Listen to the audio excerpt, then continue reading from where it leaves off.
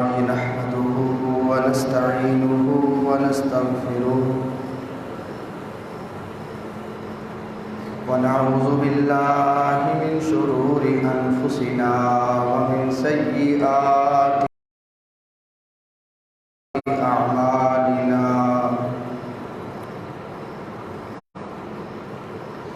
من يهده الله فلا مضل له ومن يضلل فلا هادي له أشهد أن لا إله إلا الله وحده لا شريك له وأشهد أن محمدا عبده ورسوله يا أيها الذين آمنوا اتقوا الله حق تقاته ولا تموتن إلا وأنتم مسلمون يا أيها الناس اتقوا ربكم الذي خلقكم من نفس واحدة وخلق منها زوجها وبث منهما رجالا كثيرا ونساء واتقوا الله الذي تساءلون به والأرحام إن الله كان عليكم رقيبا يا أيها الذين آمنوا اتقوا الله وقولوا قولا سديدا يصلح لكم أعمالكم ويغفر لكم ذنوبكم ومن يطع الله ورسوله فقد فاز فوزا عظيما أما بعد فإن أحسن الكلام كلام الله وأحسن الهدي هدي محمد صلى الله عليه وسلم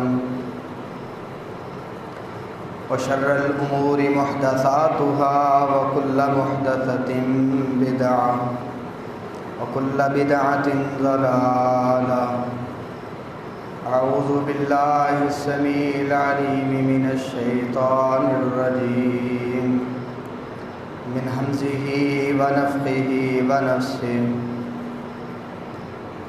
السابقون الأولون من المهاجرين والأنصار والذين اتبعوهم بإحسان رضي الله عنهم ورضوا عنه اللهم صل على محمد وأزواجه وذريته كما صليت على آل إبراهيم وبارك على محمد وأزواجه وذريته كما باركت على آل إبراهيم إنك حميد مجيد اللهم انفعني بما علمتني وعلمني ما ينفعني وزدني علما اللهم أكرمني من نور الفهم وأخرجني من ظلمات الوهم اللهم اسق عبادك وبهائمك وانشر رحمتك وأحيي بلدك الميت اللهم ارحم على أحوالنا ولا تنظر إلى سوء أعمالنا ہر قسم کی حمد و ثنا عظمت و بڑائی کی بریائی اللہ وحدہ لا شریک کے لیے خاص ہے، جو ہم سب کا مالک، رازق، مشکل کشا، حاجت روا، بگڑی بنانے والا، غموں پریشانیوں سے نجات دلانے والا ہے۔ درود و سلام نبیوں کے امام، پاک بازوں کے سردار، نبی آخر الزمان جناب محمد الرسول اللہ صلی اللہ علیہ وآلہ وسلم کی ذات گرامی پہ ہوں۔ محترم حضرات، پچھلے خطبہ کے اندر سیدنا عمر ابن خطاب رضی اللہ تعالی عنہ کے حوالے سے گفتگو ہو رہی تھی۔ ان کے فضائل و مناقب، ان کے ایمان، تقوی، طہارت اور ان کی شہادت کا ذکر تھا۔ سیدنا عمر ابن خطاب رضی اللہ تعالی عنہ نے دعا فرمائی، اللہم ارزقنی شہادتا فی سبیلک فی بلد رسولک۔ اللہ تو مجھے شہادت کی موت دینا اور اپنے رسول کے شہر میں دینا۔ وہ بولتے تھے تو اللہ تعالیٰ ان کی زبان سے نکلنے والے کلمات کو قبول فرما لیتا تھا۔ نبی مکرم صلی اللہ علیہ وسلم اسی وجہ سے کہا کرتے تھے کہ پہلی امتوں کے اندر کئی لوگ ایسے ہوتے تھے جن پر اللہ تعالیٰ الہام فرما دیتے تھے۔ اگر میری امت میں کوئی واضح شخص ہوتا تو عمر ابن خطاب ہوتا۔ بہرحال ان کو زخمی کر دیا گیا، ان پر خنجر کا وار کیا گیا، زخمی حالت میں گھر میں لایا گیا۔ چند دن تک سیدنا عمر ابن خطاب رضی اللہ تعالی عنہ زندہ رہے۔ اسی بیماری کے عالم میں سیدنا عمر ابن خطاب رضی اللہ تعالی عنہ نے یہ بات کی تھی کہ اگر اللہ نے مجھے بقا دی، میں زندہ رہا، جتنی بھی مدینے کے اندر بیوائیں ہیں جن کے شوہر فوت ہو چکے ہیں، ان کو اتنا غنی کر کے چھوڑوں گا، اتنا غنی کر دوں گا، اتنا مالدار بنا دوں گا کہ میرے بعد وہ کسی کی محتاج نہیں ہوں۔ پھر مسئلہ یہ پیش آیا کہ طبیعت سنبھل نہیں رہی، طبیعت خراب ہوتی جا رہی ہے۔ سیدنا عمر ابن خطاب رضی اللہ عنہ نے صحابہ کو اپنے پاس بلایا اور کہا، صحابہ میرے بعد آپ نے کسی ایک کو خلیفہ چن لینا ہے۔ کن لوگوں میں سے چننا؟ سیدنا عمر ابن خطاب رضی اللہ تعالی عنہ نے 6 نام پیش کیے۔ 10 مبشرہ میں سے وہ 6 نام تھے۔ کہا یہ 6 صحابہ ہیں، 10 مبشرہ میں سے ہیں، ان میں سے جسے تم پسند کرو مشورے کے ساتھ اس کو اپنا امیر بنا لینا۔ سیدنا عمر ابن خطاب رضی اللہ تعالی عنہ شہید ہو گئے۔ اس کے بعد وہ 6 آدمی جمع ہوئے۔ اب کسی ایک کو امیر مقرر کرنا تھا۔ کس کو امیر مقرر کیا جائے؟ مشورہ مانگا گیا۔ ایک صحابی کہتا ہے میں اپنا ووٹ سیدنا علی کے نام پہ ڈالتا ہوں کہ سیدنا علی کو امیر مقرر کر دیا جائے۔ دوسرے صحابی کہتے ہیں عثمان ابن عفان کو مقرر کر دیا جائے۔ انہی 6 رکنی کمیٹی میں سے ایک عبد الرحمن ابن عوف رضی اللہ تعالی عنہ بھی تھے۔ کہتے ہیں آپ مجھے ترجیح دے دیں، مجھے اپنا فیصلہ کرنے دیں، میں جسے تم میں سے افضل سمجھوں گا اسے امیر بنا دوں گا۔ سارے کہتے ہیں ٹھیک ہے عبد الرحمن ابن عوف، آپ جو فیصلہ کر دیں ہمیں منظور ہے۔ عبد الرحمن ابن عوف کہتے ہیں اللہ کی قسم میں جانبداری کا مظاہرہ نہیں کروں گا، جو تم میں سے افضل ہے اس کے ہاتھ پر ہی بیعت کرواؤں گا۔ سیدنا عبد الرحمن ابن عوف آگے بڑھے، عثمان ابن عفان کے ہاتھ کو تھاما اور کہا عثمان ابن عفان کے ہاتھ پر ہاتھ رکھ کے میں بیعت کرتا ہوں، اس کو ہم عثمان کو اپنا خلیفہ مقرر کر لیتے ہیں، اپنا امیر انہیں بنا لیتے ہیں۔ سیدنا علی رضی اللہ عنہ آگے بڑھے، انہوں نے عثمان ابن عفان رضی اللہ تعالی عنہ کے ہاتھ پر ہاتھ رکھ کے خلافت کی بیعت کر لی۔ تیسرے خلیفہ اس طرح سیدنا عثمان ابن عفان رضی اللہ تعالی عنہ بن گئے۔ سیدنا عبد الرحمن ابن عوف نے کہا تم دونوں میں سے افضل شخص عثمان ابن عفان ہے، اور یہی بات نبی صلی اللہ علیہ وسلم کے دیگر صحابہ بھی کرتے تھے، جیسا کہ بخاری کی حدیث میں ہے، عبداللہ ابن عمر رضی اللہ عنہما کہتے ہیں ہم نبی کریم صلی اللہ علیہ وسلم کے دور میں فضیلت کی ترتیب ذکر کیا کرتے تھے، پہلے اس کی فضیلت کی یعنی ترتیب میں یہ اول ہے، یہ دوم ہے، یہ سوم ہے، سب سے افضل ابو بکر ہیں، اس کے بعد عمر ابن خطاب ہیں، اس کے بعد سیدنا عثمان ابن عفان رضی اللہ تعالی عنہ ہے۔ یہی ترتیب اہل السنہ والجماعہ کے ہاں بھی ہے، پہلے ابو بکر صدیق ہیں، پھر سیدنا عمر ابن خطاب ہیں، پھر سیدنا عثمان ابن عفان ہیں، اور چوتھے نمبر پہ فضیلت اور خلافت کے اعتبار سے سیدنا علی بن ابی طالب رضی اللہ تعالی عنہ ہے۔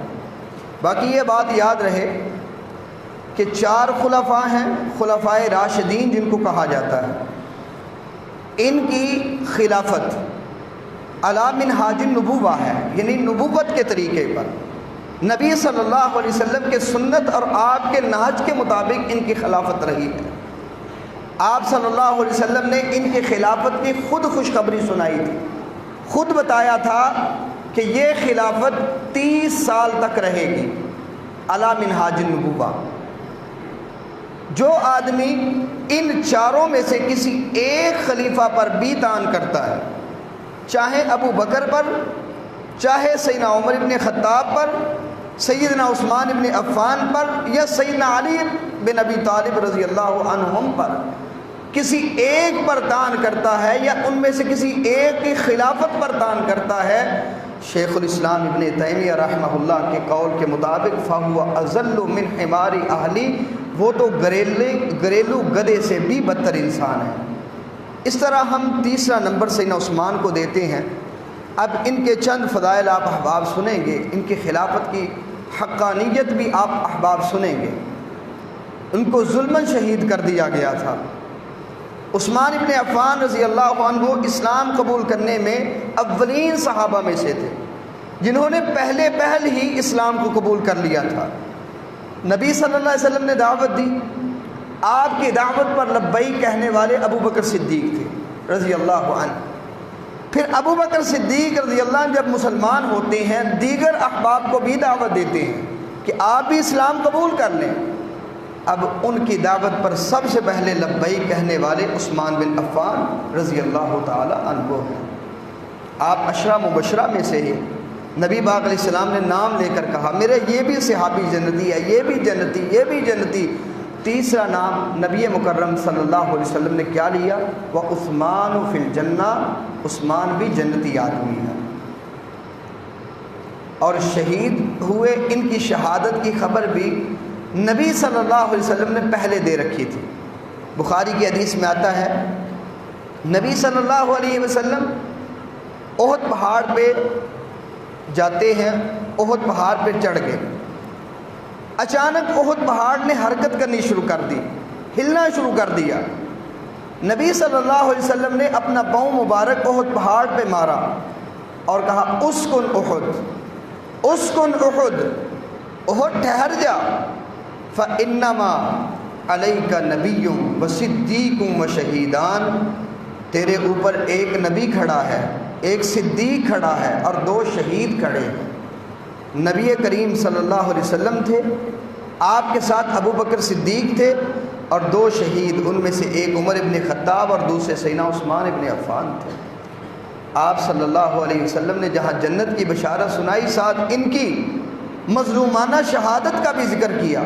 صحیح بخاری کی روایت ہے، ابو موسیٰ اشعری بیان کرتے ہیں ہم باغ میں تھے، آپ صلی اللہ علیہ وسلم ہمارے پاس موجود ہیں، ایک آنے والا آیا، اس نے اس باغ کے دروازے کو کھٹکھٹایا۔ آپ صلی اللہ علیہ وسلم فرماتے ہیں افتح لہ وبشرہ بالجنہ، ابو موسیٰ دروازے کو کھول دے اور جو آیا ہے اسے آنے کی اجازت دے، اس کو اندر آنے دے، اور ساتھ اس کو خوشخبری سنانا کہ اللہ نے تیرے لیے جنت تیار کر دی ہے۔ کون آئے تھے؟ دروازہ کھٹکھٹایا گیا، ابو موسیٰ اشعری دروازے کو کھولتے ہیں، دروازہ کھول کے دیکھتے ہیں کہ آنے والے ابو بکر صدیق تھے۔ پھر دروازے پہ دستک ہوئی، دروازہ کھولنے کا رسول اللہ نے حکم دیا، افتح لہ وبشرہ بالجنہ، کہا ابو موسیٰ دروازے کو کھولیں اور آنے والے کو جنت کی بشارت سنا دیں۔ وہ آنے والے سیدنا عمر بن خطاب رضی اللہ تعالی عنہ تھے۔ پھر دروازے پہ دستک ہوئی، دروازے کو کھٹکھٹایا گیا، تیسری مرتبہ نبی مکرم صلی اللہ علیہ وسلم کہتے ہیں افتح لہ وبشرہ بالجنۃ الا بلوى تصیبہ، ابو موسیٰ دروازے کو کھول دے، آنے والے کو جنت کی بشارت بھی سنا دے، لیکن ساتھ اس کو کہنا کہ اس کی موت سے پہلے اس پر ایک آزمائش آنے والی ہے، الا بلوى تصیبہ، موت سے پہلے اس پر ایک غم آنے والا ہے۔ اب جنت کی بشارت سنائی، شہادت کی خبر دی۔ آپ صلی اللہ علیہ وسلم نے فتنے کا ذکر کیا۔ کعب بن عجرہ بیان کرتے ہیں آپ صلی اللہ علیہ وسلم فتنے کا ذکر کرتے ہیں اور ساتھ فرماتے ہیں یہ آدمی یومئذ علی الحق، یہ آدمی اس فتنے کے دور میں حق پہ ہوگا۔ علیکم بالامین والجماعہ واصحابہ، آپ صلی اللہ علیہ وسلم فرماتے ہیں میرے صحابہ اس کو لازم پکڑ لینا، اس فتنے کے دور میں امیر امین کو، امانت دار کو لازم پکڑنا، اس کے ساتھیوں کے ساتھ رہنا، یہ اس دن ہدایت اور حق پر ہوگا۔ کعب بن عجرہ کہتے ہیں میں بھاگا گیا، جا کے میں نے اس آدمی کو جس نے اپنے چہرے پہ کپڑا ڈالا ہوا تھا، چہرے کو ڈھانپا ہوا تھا، اس آدمی کے چہرے سے کپڑے کو ہٹایا اور دیکھا فَإِذَا هُوَ عثمان، جسے اللہ کے نبی ہدایت پر کہہ رہے تھے، جس پر حق کی گواہی دے رہے تھے، جس کو ہدایت پر مستقیم کہہ رہے تھے، وہ عثمان ابن عفان رضی اللہ تعالی عنہ تھے۔ لوگ جال سازی کرتے ہیں، ان کی ذات پہ کیڑے نکالتے ہیں، ان کی خلافت پر تان کرتے ہیں۔ نبی صلی اللہ علیہ وسلم تو کہہ رہے ہیں وہ ہدایت پر ہوں گے، حق پر ہوں گے۔ سیدنا عثمان سے کہا گیا تھا عثمان خلافت کو چھوڑ دیجئے، عثمان ابن عفان کہتے ہیں کیسے چھوڑ دوں؟ نبی صلی اللہ علیہ وسلم نے کہا تھا، ترمذی کی حدیث ہے، ان اللہ یقمصک قمیصا فان ارادک المنافقون علی خلعه فلا تخلع لهم۔ اے عثمان، ایک دور آئے گا اللہ تجھے ایک قمیض پہنائے گا، ایک قمیض رب تجھے پہنائے گا۔ خلافت کی قمیض اللہ نے پہنا بھی دی، کہا قمیض اللہ پہنائے گا۔ فَإِنْ أَرَادَكَ الْمُنَافِقُونَ عَلَى خَلْعِهِ، اگر منافق وہ قمیض تجھ سے چھیننا چاہیں، تجھے کہیں اس قمیض کو اتار دے، عثمان میں تجھے کہتا ہوں لا تخلعه لهم، اس خلافت کی قمیض کو نہ اتارنا۔ آپ کہہ رہے اس قمیض کو تو نے نہیں اتارنا۔ سیدنا عثمان کہتے ہیں انی صابر علی نفسی، اپنے جسم پر، اپنے نفس کو میں صبر کی حالت میں رکھتا ہوں، آزمائش کو برداشت کر لیتا ہوں، لیکن نبی صلی اللہ علیہ وسلم نے مجھ سے وعدہ لیا تھا، اس وعدے کو میں توڑ نہیں سکتا۔ آپ کا دفاع کرنے والے جلیل القدر صحابی بھی تھے، اور تاریخ المدینہ ابن شبہ کے اندر حسن سند کے ساتھ کئی آثار موجود ہیں۔ آپ کی پہرے داری کرنے والے حسن ابن علی بھی تھے، آپ کا دفاع کرنے والے سیدنا حسین بھی تھے، آپ کا دفاع کرنے والے سیدنا علی بھی تھے، دیگر کئی صحابی، عبداللہ بن زبیر بھی آپ کا دفاع کرنے والے، اور کہتے ہیں اے عثمان آپ ہمیں اجازت دیں، لوگوں نے آپ کے طرف گھیرے کو تنگ کر لیا ہے، آپ ہمیں اجازت دیں، ہم ان سے لڑائی کرتے ہیں، ان کو قتل کر دیتے ہیں۔ سیدنا عثمان کہتے ہیں میں رسول اللہ صلی اللہ علیہ وسلم کے شہر کے اندر خون ریزی کو پسند نہیں کرتا، مجھے آپ نے شہادت کی خبر سنا دی ہے، میں تو شہید ہو جاؤں گا، لیکن میں مدینے کے اندر خون بہتا ہوا نہیں دیکھنا چاہتا۔ اپنے نفس کو صبر میں رکھا، ہدایت پر، حق پر شہید ہو گئے۔ ان کی ایمان کی گواہی رسول اللہ صلی اللہ علیہ وسلم دے۔ سیدنا علی رضی اللہ عنہ سے پوچھا گیا تھا، ایسے ہی بیٹھے ہوئے فضائل الصحابہ کے اندر امام احمد کی کتاب، وہاں حسن سند کے ساتھ، اسی طرح مصنف ابن ابی شیبہ کے اندر یہ صحیح سند کے ساتھ روایت ہے، حسن ابن علی پاس موجود ہیں، تذکرہ ہو رہا سیدنا عثمان کا، عثمان کی بات ہو رہی، عثمان ابن عفان کون تھے، ان کی فضیلت کیسی تھی؟ اچانک سیدنا علی آ گئے۔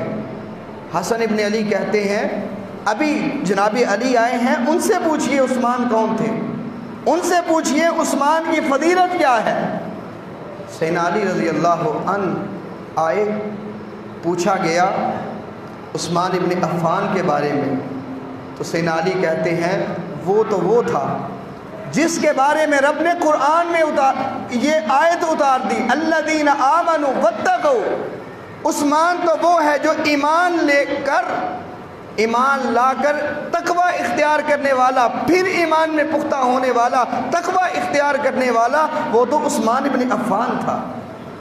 اسی طرح فضائل الصحابہ کے اندر حسن سند کے ساتھ موجود ہے، سیدنا علی رضی اللہ عنہ نے آیت پڑھی سورۃ الانبیاء کی، ان الذین سبقت لہم من الحسنی اولئک عنہا مبعدون، کہ جن لوگوں پر اللہ نے حسنہ کا وعدہ کر لیا ہے، ان کے لیے حسنہ کو لکھ دیا ہے، وہ جہنم سے بہت دور رکھے جائیں گے، لا یسمعون حسیسہا، جہنم کی آواز بھی نہیں سن سکیں گے۔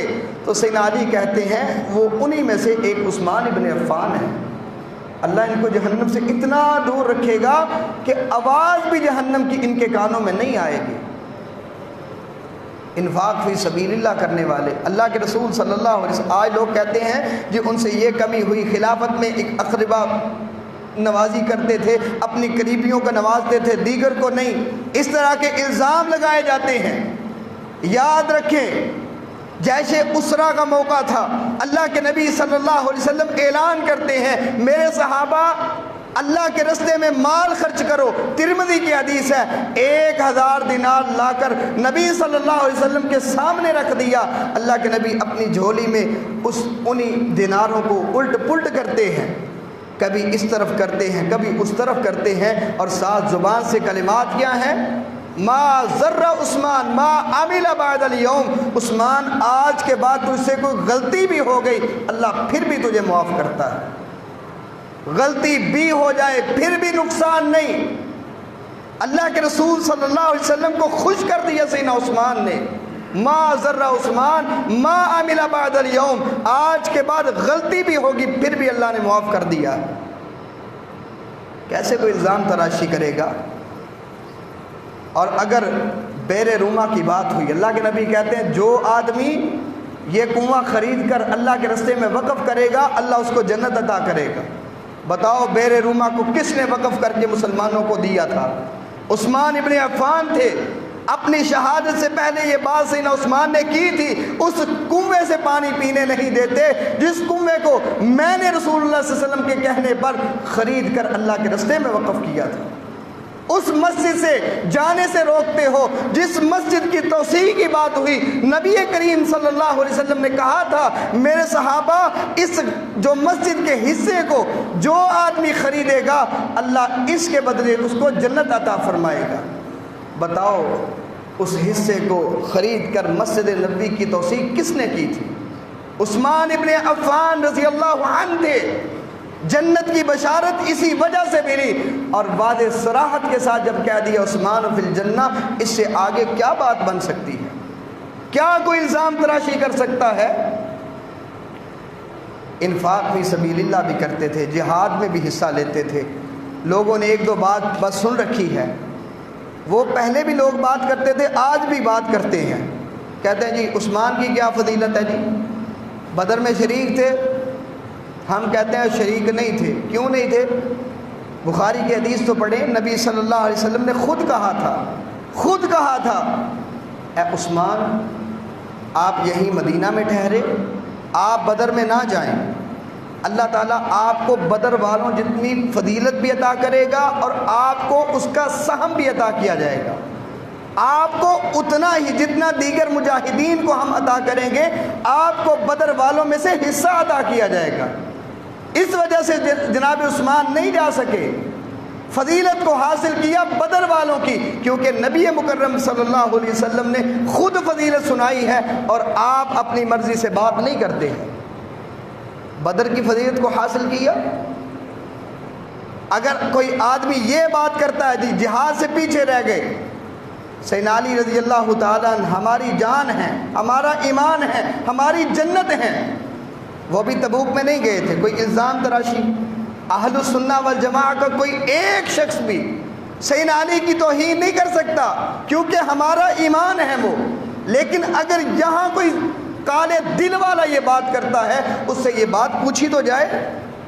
اگر خود رسول اللہ صلی اللہ علیہ وسلم پیچھے رکھیں، کیسے کوئی بات کر سکتا ہے؟ احد سے بھاگے تھے تو نبی کریم صلی اللہ علیہ وسلم پر رب نے قرآن اتار کر یہ بات کر دی، لقد عفا اللہ عنہم، اللہ نے ان سب کو معاف کر دیا ہے۔ ہم سے بیسیوں بلکہ سینکڑوں غلطیاں ہوتی ہیں، ہم جگہ جگہ پر ٹھہر ٹھہر کے غلطیاں کرتے ہیں، لمحہ بعد غلطیاں کرنے والے ہیں۔ کیا امید کرتے ہیں اللہ معاف کر دے گا؟ تو اللہ جس کی معافی کے سرٹیفکیٹ خود عطا کرے، اس کے اوپر کیسے کوئی تان کر سکتا ہے؟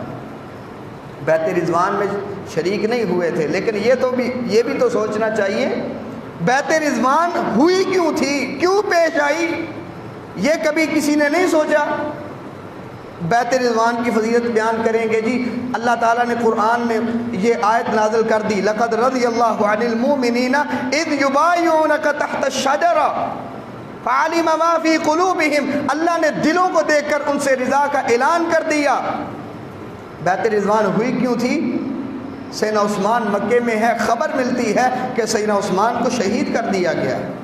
اور دوسری بات، آپ صلی اللہ علیہ وسلم نے، بخاری کی حدیث ہے، اپنے ایک ہاتھ کو بلند کیا، دوسرے ہاتھ پہ رکھا اور ساتھ فرماتے ہیں ہذہ ید عثمان، یہ عثمان کا ہاتھ ہے۔ نبی صلی اللہ علیہ وسلم اپنے ہاتھ کو عثمان کا ہاتھ قرار دے رہے اور ساتھ کہتے ہیں میں عثمان کی طرف سے بھی بیعت کرتا ہوں۔ اس سے آگے بات کیا ہو سکتی ہے؟ بہرحال ان کے ایمان کی گواہی اللہ نے دی ہے، رسول اللہ صلی اللہ علیہ وسلم نے تسلیم کی ہے، صحابہ نے مانا، سیدنا علی نے مانا، دیگر اہل بیت نے اس کو تسلیم کیا۔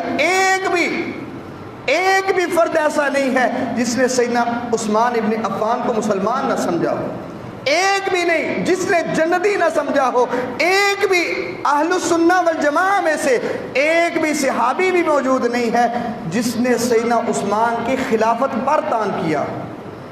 آج لوگوں نے جھوٹی من گڑت باتیں اپنی کتابوں میں شامل کر دی ہیں۔ یہ خلافت و ملوکیت مودودی صاحب کی، فوت ہو چکے ہیں، کیا بات کر سکتے ہیں، لیکن زہر اگلا ہے مسلمانوں کے درمیان، جھوٹی من گڑت روایات جمع کر دی اور کہا جی اقربا نواز تھے، وہ ایسے کرتے تھے، ایسے کرتے تھے۔ کوئی بات تو کرے ہم سے۔ عثمان ابن عفان رضی اللہ عنہ کے حوالے سے ایک ہی میں بات کرنا چاہتا ہوں، میں اس کی تفصیل میں نہیں جانا چاہتا کہ فلاں روایت میں کیا نقص ہے، فلاں میں کہتا ہوں ایک صحابی لے کر آئے، صرف ایک صحابی جس نے سیدنا عثمان رضی اللہ تعالی عنہ کی خلافت پر تان کیا ہو، یا آپ کی خلافت پر سیدنا عثمان ابن عفان رضی اللہ تعالی عنہ کے حوالے سے یہ بات کی ہو کہ آپ اقربا نواز ہیں، آپ فلاں کو پیچھے رکھتے ہیں، فلاں کو مقدم کر رہے، ایک بھی صحابی ہمیں نہیں ملتا۔ اور اگر بات آئی ہے شہادت عثمان کی، ظالمانہ طریقے سے ظالموں نے ان کو شہید کیا ہے، مظلوم طریقے سے یہ شہید ہوئے۔ آپ صلی اللہ علیہ وسلم نے پہلے بتا دیا تھا ان کو شہید کیا جائے گا، حق پر، یہ ہدایت پر ہوں گے۔ اور مزے کی بات یہ ہے، اللہ کا شکر ادا کرتے ہیں کہ عثمان ابن عفان رضی اللہ تعالی عنہ کو شہید کرنے والا ایک بھی صحابی رسول نہیں تھا۔ یہ بات صراحت کے ساتھ امام نبوی نے لکھی ہے، امام ابن تیمیہ نے منہاج السنہ میں یہ بات لکھی ہے، اسی طرح ابن کثیر البدایہ والنہایہ میں لکھتے ہیں ایک بھی صحابی عثمان ابن عفان کی شہادت میں شریک نہیں تھا۔ بلکہ اہل بیت کے فرد تو یہاں تک کہتے ہیں کہ جس نے بھی عثمان کو شہید کیا وہ ہدایت پر نہیں مرا تھا، وہ اچھی موت نہیں مرا بلکہ بری موت میں مرا ہے۔ کیوں؟ عثمان کو ظلماً شہید کر دے، کوئی کسی پہ ظلم کرے اور بعد میں وہ حیات اس کی درست رہے یا اس کی موت درست آئے، ایسا ممکن نہیں ہے۔ مربت مقام پہ سیدہ عائشہ کو پتہ چلا کہ عثمان کو شہید کر دیا گیا، فوراً کہتی ہیں اللہ ان پر لعنت کرے، لعنت کرے جس نے عثمان کو شہید کر دیا۔ یہاں سیدنا علی کو معلوم ہوا کہ سیدہ عائشہ رضی اللہ عنہا ان پر لعنت بھیج رہی ہیں۔ سیدنا علی کہتے ہیں میں اللہ سے دعا کرتا ہوں اللہ ان پر لعنت کر دے، ہر جگہ پہ لعنت کرے، جہاں جہاں چھپے ہیں وہاں لعنت کرے، جہاں بھی چلے گئے ہیں اللہ ان سب پر لعنت کرے جنہوں نے عثمان کو شہید کیا ہے۔ اور اپنے ہاتھوں کو بلند کر کے کہتے ہیں اللہم انی ابرأ الیک من دم عثمان، اللہ میں تجھ سے برات کا اعلان کرتا ہوں کہ میں نے عثمان کو شہید نہیں کیا، میں نے ان لوگوں کا ساتھ نہیں دیا کہ جنہوں نے عثمان کو شہید کیا۔ جھوٹی من گڑت روایات کو جوڑ دیا جی محمد بن ابی بکر نے ان کی داڑھی کو نوچا تھا، پکڑا تھا، نعوذ باللہ اس طرح کی باتیں کی جاتی ہیں۔ لوگوں کو کیا، امت کو کیا درس دیا ہے، کیا جھوٹی اور من گڑت روایات کو پیش کر کے صحیح صراحت کے ساتھ جو نصوص ہیں ان کو رد کر دیا گیا۔ ان کو اتنا ظلم اور اتنا مظلومانہ طریقے سے شہید کیا گیا۔ اہل سنہ سوئے رہے ہیں، ہم سوئے رہے، لوگوں نے وہی قصے کہانیاں سیدنا حسین کے ساتھ جوڑی اور تاریخ کو مسخ کرنے کی کوشش کی گئی۔ سیدنا حسین کی شہادت بھی مظلومانہ تھی اور سیدنا عثمان رضی اللہ عنہ کی شہادت بھی مظلومانہ ہے، لیکن حقیقت اور جو درست بات ہے اس کو تسلیم کرنا چاہیے۔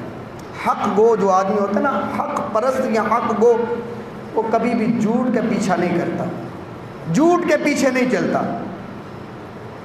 اب ان کی ایک دو فضیلت کو بھی ذکر کریں تاکہ ان کی سیرت سے ہمیں کیا ملتا ہے۔ سیدنا عثمان رضی اللہ عنہ دیگر فضائل کے ساتھ ساتھ ان کے اندر ایک خصوصی فضیلت یہ تھی کہ ان کے اندر حیا بہت زیادہ، سیدنا عثمان کے اندر حیا بہت زیادہ۔ خود اللہ کے نبی صلی اللہ علیہ وسلم نے کہا، ترمذی کی حدیث ہے، آپ فرماتے ہیں ارحم امتی بامتی ابو بکر واشدهم فی امر اللہ عمر واصدقهم حیاء عثمان، کہا میری امت پر، امت کے معاملے میں رحم کرنے والا ابو بکر ہے اور اللہ کے دین کے بارے میں سختی کرنے والا عمر ابن خطاب ہے، وَأَصْدَقُهُمْ حَيَاءً عثمان، اور سب سے زیادہ سچے حیا والا انسان عثمان ہے۔ مسلم کی حدیث کیا ہے، نبی صلی اللہ علیہ وسلم اپنے گھر میں بیٹھے ہوئے، ابو بکر صدیق آئے، سیدنا عمر آئے، اللہ کے نبی صلی اللہ علیہ وسلم کی پنڈلی سے کپڑا ہٹا ہوا تھا، سیدہ عائشہ پاس موجود ہیں۔ جب سیدنا عمر آئے وہ پیچھے ہٹ گئی اور نبی صلی اللہ علیہ وسلم کو دیکھتی ہیں کہ اللہ کے نبی صلی اللہ علیہ وسلم اسی حالت میں، صدیق آئے اسی حالت میں، سیدنا عمر آئے اسی حالت میں۔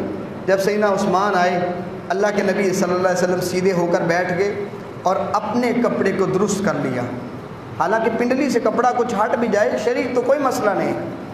سیدہ عائشہ پوچھتی ہیں اللہ کے نبی میرے والد ابو بکر آئے آپ اسی حالت میں بیٹھے رہے، سیدنا عمر آئے آپ اسی حالت میں بیٹھے رہے، سیدنا عثمان آئے آپ نے اپنی حیت کو تبدیل کر لیا، کیا وجہ ہے؟ تو آپ صلی اللہ علیہ وسلم فرماتے ہیں عائشہ اگر میں اسی حالت میں بیٹھا رہتا تو عثمان میرے ساتھ بات بھی نہ کر پاتا، اس کے اندر اتنی حیا ہے کہ میرے ساتھ بات بھی کرنے کی طاقت نہیں تھی۔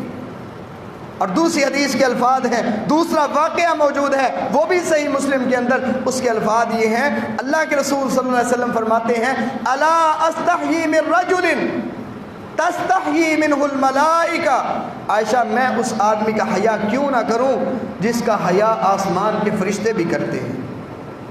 عثمان کا حیا آسمان کے فرشتے کریں، عثمان کا حیا آج کے دنیا میں بسنے والے مسلمان کریں، کوئی کافر نہ بھی کرے تو کوئی فرق نہیں پڑتا، کوئی بد عقیدہ نہ بھی کرے تو کوئی فرق نہیں پڑتا، کیونکہ عثمان کا حیا آسمان والا کرتا ہے، اس کا نبی کرتا ہے، اس کے فرشتے کرتے ہیں اور تمام مسلمان کرتے ہیں۔